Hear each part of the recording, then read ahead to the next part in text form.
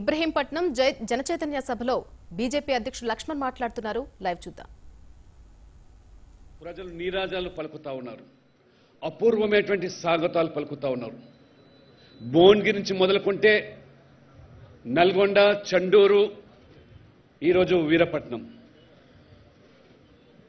ఇంత భారీ సంఖ్యలో ప్రజలు విశేష స్పందన వస్తూ ఉంటే ముఖ్యమంత్రి గారు పీఠం కదులుతూ ఉన్నది, సహించలేకపోతా ఉన్నారు.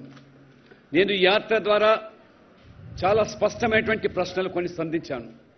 ఏ అంశాలైతే నేను లేవనెత్తానో దానికి సమాధానం ఇవ్వాలి, జవాబు చెప్పాలని చెప్పి కోరని తప్పితే దానికి ముఖ్యమంత్రి గారు అవహేళన చేస్తూ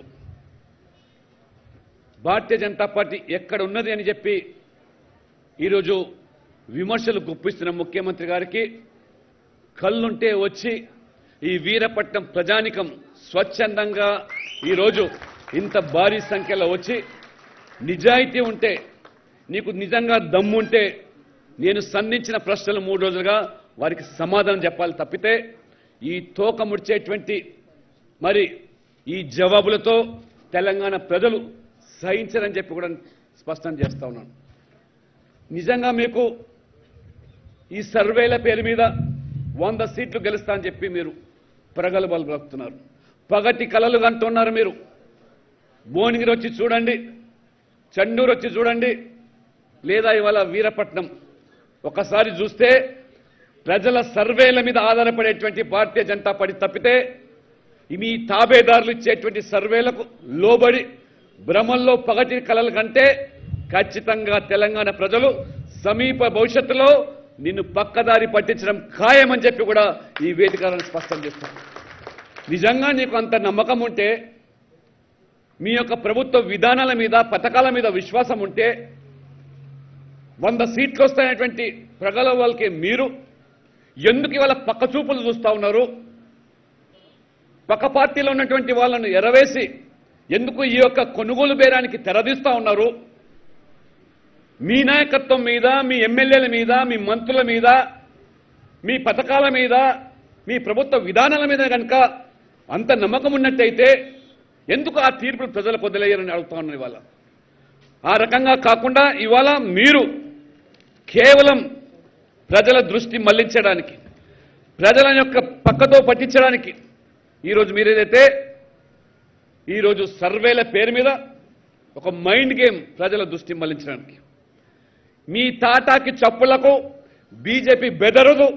బీజేపీ కార్యకర్తలు ఇవాళ నిజాయితీగా, నిర్భయంగా మీ యొక్క అవినీతి, కుటుంబ పాలన, స్వార్థపూరితమైన రాజకీయాలు వాటిని ఎండకట్టడానికే ఈ యాత్ర కొనసాగుతున్నది. ఇది జనచైతన్య యాత్ర మీద కాదు, ఇది ఒక జైత్య యాత్ర. యాదగిరి గుడి నుంచి ప్రారంభమైనటువంటి ఈ లక్ష్మీ నరసింహస్వామి ఆశీస్సులతో కొనసాగే యాత్ర మొదటి విడత మాత్రమే. ఇది మొదటి విడత యాత్ర. దాదాపు 14 రోజులు కొనసాగే యాత్రలో ప్రజలను సంఘటితం చేసి ప్రజల ముందు నిన్ను ప్రజా కోర్టులో దోషిగా నిలబెట్టడానికి జరిగే యాత్ర. మేం ప్రకటించిన ఈ యుద్ధానికి, ఈ ప్రజలను సన్నద్ధం చేయడానికి మాత్రమే, ఈ మార్పు కోసమే ఈ జనచైతన్య యాత్ర అని చెప్పి కూడా ముఖ్యమంత్రి గారికి ఈ వేదిక ద్వారా స్పష్టం చేస్తా ఉన్నాను.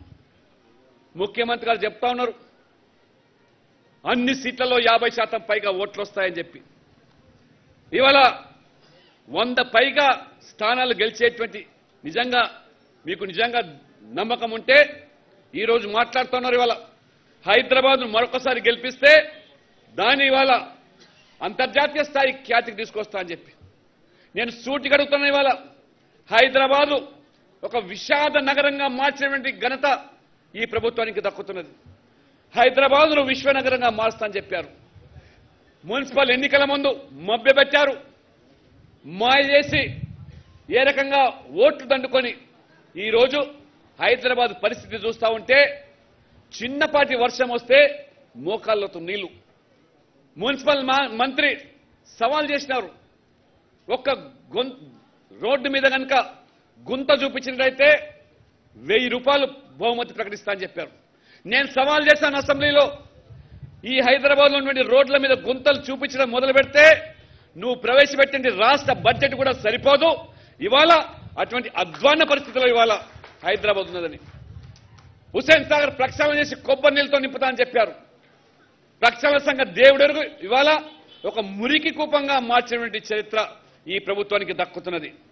అందుకనే ఇవాళ ఈ యొక్క అంశాలు ఏదైతే సూటిగా మేము ప్రశ్నిస్తూ ఉన్నామో వాటి మీద ఈరోజు జవాబు చెప్పకుండా మరి ఆ రోజు అమిత్ షాకు నేను లెక్కలు చెప్పానని చెప్పి వాళ్ళ వీరాలు బలుపుతున్నారు. అమిత్ షా గారు కుండ బద్దలు కొట్టినట్టుగా కేంద్ర ప్రభుత్వం 1,00,000 కోట్ల రూపాయలు ఈ ప్రభుత్వానికి ఇచ్చింది. ఈ 1,00,000 కోట్ల రూపాయలు పక్కదారి పడుతూ ఉన్నాయి, నిధులు దారి మళ్లుతున్నాయి, అవినీతికి తెరలేపారు ఈ తెలంగాణ ప్రభుత్వము. అంతేకాదు మరి ఈరోజు పార్టీ ఫిరాయింపులను ప్రోత్సహించడానికి ఈ ప్రభుత్వ ధన